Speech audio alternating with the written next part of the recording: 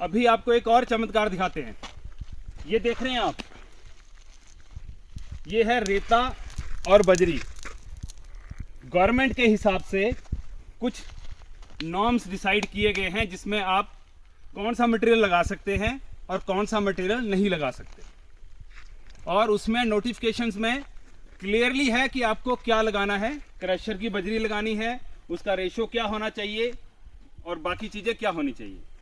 पर यहाँ आप देखो कि ये जो मटेरियल फेंका गया था, ये पहले तो काम ही नहीं हुआ 8 महीने से। ये जो सामान फेंका गया है, ये खड्ड का रेता और बजरी निकाल के यहीं से लगा के यही लगाया जा रहा है। और हर जगह लग पंचायत में यही हो रहा है कि पंचायत इतनी भ्रष्ट हो चुकी है कि उसे अपने कामों के अलावा कुछ और दिखाई नहीं दे रहा। कुछ लोगों ने सिर्फ अपने घर को बचाने के लिए यहीं का पैसा कहीं और जो सरकार का पैसा था वो बर्बाद करने के लिए लगाया है। 100 मीटर ऊपर यदि आप आते हैं तो ये एक आर्ट लगाई गई है जो कि हाल फिलहाल में लगाई गई है। और आप इसके साथ ही दे सकते हैं एक दूसरी आर्ट जो कि हाल फिलहाल में लगाई गई है। यदि आप इस एरिया को देखें तो यहाँ से कहीं का से भी पानी का सीधा बहाव नहीं है बस। पर फिर भी पता नहीं क्या ऐसे रीज़न है कि यहाँ पे ये आर्ट लगा दी गई। नमस्कार, मैं विकास कुमार दोबारा आप सबके सामने उपस्थित हूँ। ये है हमारा पंचायत कार्यालय, ग्राम पंचायत लग। ये वो कार्यालय है जहाँ से आप सबको न्याय दिलाने की उम्मीद की जाती है, जिसपे आपको ग्रामवासियों को न्याय देने की जिम्मेवारी है। बट बड़े दुख से कहना पड़ रहा है मुझे कि पंचायत के प्रधान कैप्टन देवराज जी शायद ये भूल गए हैं कि उन्होंने जो शपथ ली थी वो किस लिए ली थी। आज हालात ऐसे हैं कि हर ग्रामवासी उनसे मदद की गुहार लगा रहा है। ना तो गांव में रास्ते बन पा रहे हैं, ना गांव में कोई और विकास का कार्य हो पा रहा है। जब उनसे हम कंप्लेंट करने जाते हैं या उन्हें बताने जाते हैं, वो कुछ ना कुछ बहाने बताकर बस टालने की कोशिश करते हैं, सरकारी मदद ना मिलने की कोशिश करते हैं। जबकि उनके अपने काम, आप उनके घर में जाएं, उनके अपने काम, उनके अपने रास्ते, उनके चहीते लोगों के रास्ते, उनके काम कभी नहीं रुकते। वो हर तरह से उनके काम करवा रहे हैं, अपने घर के रास्ते बनवा रहे हैं, अपने घर में वो सारी चीजें कर रहे हैं जो होनी चाहिए। सरकार का जो भी पैसा पंचायत में आ रहा है, ज्यादातर या तो वो अपने पास काम के लिए लगा रहे हैं या अपने चहेतों के लिए लगा रहे हैं। अभी आपको एक और चमत्कार दिखाते हैं। ये देख रहे हैं आप, ये है रेता और बजरी।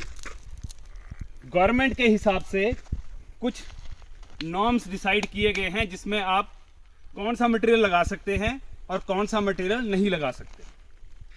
और उसमें नोटिफिकेशंस में क्लियरली है कि आपको क्या लगाना है। क्रशर की बजरी लगानी है, उसका रेशो क्या होना चाहिए और बाकी चीज़ें क्या होनी चाहिए। पर यहाँ आप देखो कि ये जो मटेरियल फेंका गया था, ये पहले तो काम ही नहीं हुआ 8 महीने से। ये जो सामान फेंका गया है, ये खड्ड का रेता और बजरी निकाल के यहीं से लगा के यही लगाया जा रहा है। और हर जगह लग पंचायत में यही हो रहा है। क्या ये करप्शन नहीं है? क्या ये जनता के साथ धोखा नहीं है कि आप इतने मोटे मोटे पत्थर, बजरी, खड्ड का ही सामान निकाल के, ये खनन माफिया जो प्रदेश में पहले से ही एक्टिव हैं, क्या ये खनन नहीं है? क्या सरकार इसकी कोई सुध लेगी? कोई इसके बारे में बोलेगा? क्या कोई किसी के बारे में कंप्लेंट कर सकता है? यदि कंप्लेंट की जाती है तो उसे बड़े अफसरों द्वारा और राजनीतिक दलों द्वारा दबा दिया जाता है, क्योंकि कुछ चहेते लोग उनके वहाँ पे ऐसी पोजीशंस पे बैठे हैं जो बात को आगे जाने ही नहीं देते।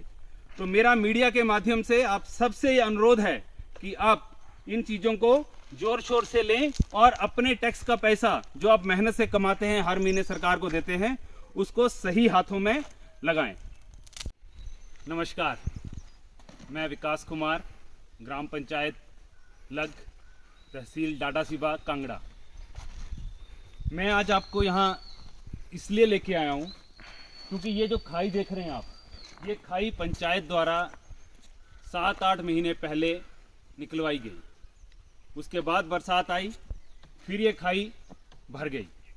अभी हालात ऐसे हैं कि ना तो पंचायत यहाँ आड़ लगा रही है और ना इस पर कुछ काम चला रही है। पंचायत से जब बार बार पूछा जाता है तो ना ही वार्ड पंच और ना ही प्रधान इसके बारे में कुछ बोलने को तैयार है। वो सिर्फ अपने और अपने लोगों के काम करवाने के लिए आगे हैं। खड्ड के बहाव के हिसाब से, जो कि टेक्निकल तरीके से माना जाए, तो यहाँ से आप देख सकते हैं सीधा खड्ड का बहाव यहाँ के यहाँ लगता है और उसके बाद जो ये ज़मीन है, खेती की ज़मीन, ये बहेगी। बट कोई भी इसके ऊपर कुछ भी सुनने को तैयार नहीं। मैं आज मीडिया के माध्यम से आप सबको अवगत कराना चाहता हूँ कि पंचायत इतनी भ्रष्ट हो चुकी है कि उसे अपने कामों के अलावा कुछ और दिखाई नहीं दे रहा। इसके साथ मैं अभी आपको एक दूसरी आड़ की तरफ लेके चलूँगा, जहाँ ना ही कोई पानी का बहाव है, ना ही कोई खतरा है, बट कुछ लोगों ने सिर्फ अपने घर को बचाने के लिए कहीं का पैसा कहीं और जो सरकार का पैसा था वो बर्बाद करने के लिए लगाया है। अभी मैं आपको उसकी तरफ लेके चलूँगा। लगभग 100 मीटर ऊपर यदि आप आते हैं तो ये एक आड़ लगाई गई है, जो कि हाल फिलहाल में लगाई गई है, और आप इसके साथ ही दे सकते हैं एक दूसरी आड़ जो कि हाल फिलहाल में लगाई गई है। यदि आप इस एरिया को देखें तो यहाँ से कहीं का से भी पानी का सीधा बहाव नहीं है बस, पर फिर भी पता नहीं क्या ऐसे रीज़न है कि यहाँ पे ये आड़ लगा दी गई। दूसरा जो टेक्निकल पॉइंट पे आते हैं, गवर्नमेंट के डॉक्यूमेंट ये बोलते हैं कि आपको आड़ कम से कम 1.5 फीट, यदि पानी का बहाव कम है, और यदि ज़्यादा है तो 1 मीटर तक या उससे भी नीचे लगानी चाहिए। मैं ये दरख्वास्त करता हूँ गवर्नमेंट के टेक्निकल ऑफिसर से कि आप सब लोग मिलके आइए और देखिए कि इस आड़ की गहराई कितनी है।